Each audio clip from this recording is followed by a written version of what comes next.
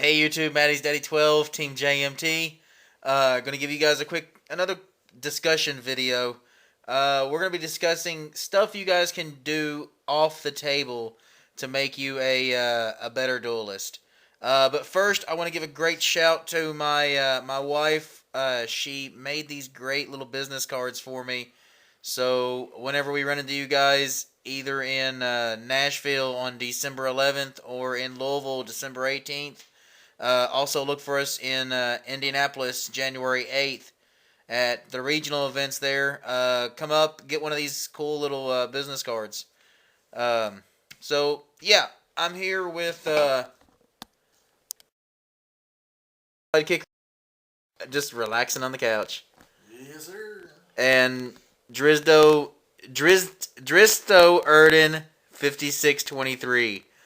And then, of course, myself. We are bringing you three different aspects of the game that we think you guys can do to make yourself a better duelist.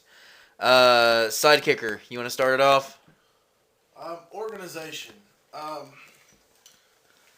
It's like having cards available to you and like keeping them organized so you know where they're at when you need them.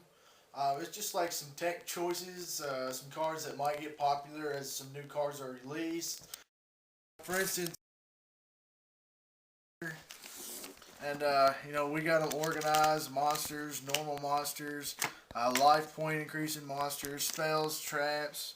Just stuff we haven't organized yet. Yeah, just random stuff, but we keep that stuff so if we ever need something that's like so random that nobody else has it, chances are we're gonna have it, and we're gonna be able to put it in our deck and use it right away without having to worry to have to buy packs trying to get it, trade trying to get it. We're gonna have it whenever people start playing it, and we'll be able to trade it to people, and that's cool too. Yeah. One example of that is whenever Spine Gilman got really popular, being a target for Deep Sea Diva, we had those available to us. Just one reason I really like having this is because like there's random tech choices that you'll make of just like some random weird card. Uh, like Dark Coffin popped up in a video. Whose video was that? Not too long ago. Yeah, WK Dad had Dark Coffin pop up in one of his videos not too long ago. Yeah. So I mean, there's just the random cards like that you should hold on to. Okay, Dristo Erden. What do you got for us? I want to talk about utilizing the internet. Like, you can go on forums like Pojo, like Duelist Grounds, and just look up what they're talking about. Look up decks. Look up, like, card choices they think are good. Look up rulings on maybe YuGiOh or on Konami, wherever you can find rulings. Ask questions on Pojo or Duelist Grounds about rulings. On the Matty Daddy 12 channel? You can do that. You can look at their strategy discussions, figure out what decks look good. You can go on Konami's official site and look up all those YCSs and look up all the deck lists. You can look up all the matches. That's another thing. People hate net decking, like a lot of people do, but there's no real way around it for one, because if you go to regional or whatever, people are gonna have net deck. So you need to actually look at all the decks and figure out what's good. It also helps you just not have to playtest as much, to start out from scratch with a new format or whatever, and you don't have to go through as much playtesting. You can just playtest 5 or 6 cards, play choices, like choices, tech choices, that kind of thing. So just utilize the internet and make sure that you're using all the resources available to you. And read your cards. Yes. That's the most simple thing that people do not do, is just simply read the card. That's all I got. Yeah, you can swivel. Dristo Erden, I mean, I really feel utilizing the internet is really good. You mentioned about eliminating playtesting.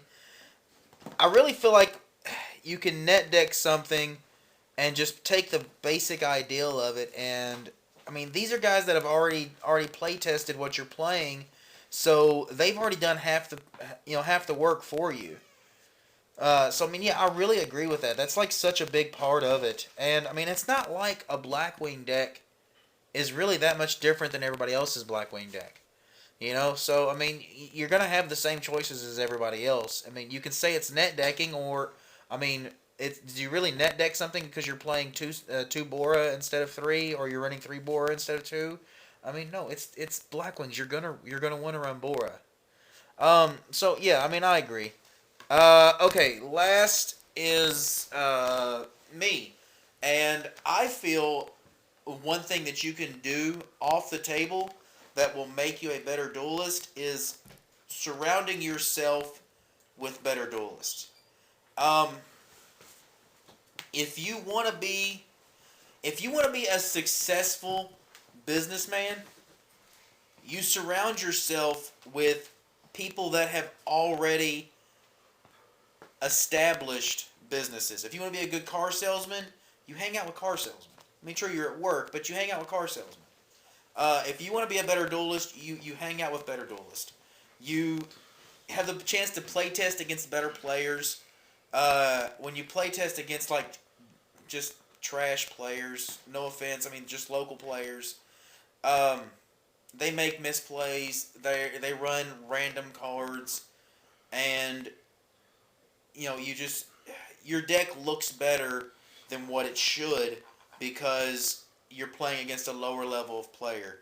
If you're playtesting against a better player, they're using the better cards. They're smarter about the game. They make better play choices. They read their cards. Yeah, they read their cards. They understand the game a little better. So that way, when you go to a regional, you're more prepared to see players that are better. You're not going to see a bunch of just random guys that you would at your locals at a YCS. So, I mean, just surrounding yourself with better players is so important, especially like in a situation like this. I mean, we're just this video just kind of came up from an idea that I had from just us talking when we're traveling to one of the other local tournaments to play there. I mean, we bounce ideas off each other, and it's so much better to bounce ideas off of somebody who understands the game a lot better than somebody that wants to play some kind of natural relinquished deck. I mean, just something silly like that. I don't know. Like, I've also noticed that good players tend, like at regionals and such, they'll tend to talk about their matches afterward almost all the time primarily. And they'll say what plays they made, what plays they may have misplayed on. Like, I do that all the time, and it's usually me complaining, but I do it all the time. So, if you surround yourself with good players, they're going to be talking about their games all the time. They're going to be talking about the plays they made, which they knew were good, and all that kind of stuff. So, it's good to surround yourself with good players. I mainly just talk about all the money I make. You do make a lot of money with this game, man. Okay, YouTube. So there you go. There's 3 points that we've made. Stuff that you can do to make yourself a better player. Making sure that you're organized and prepared with your with the proper resources. Neck decking, making using the internet, and then surrounding yourself with the better duelists. That kind of stuff. Yeah, guys, we appreciate it. I will hope you like the video. Take these ideals and run with them if you want. Make sure you subscribe, comment down below. Show us how much you love us. Forgotten Realms for the win!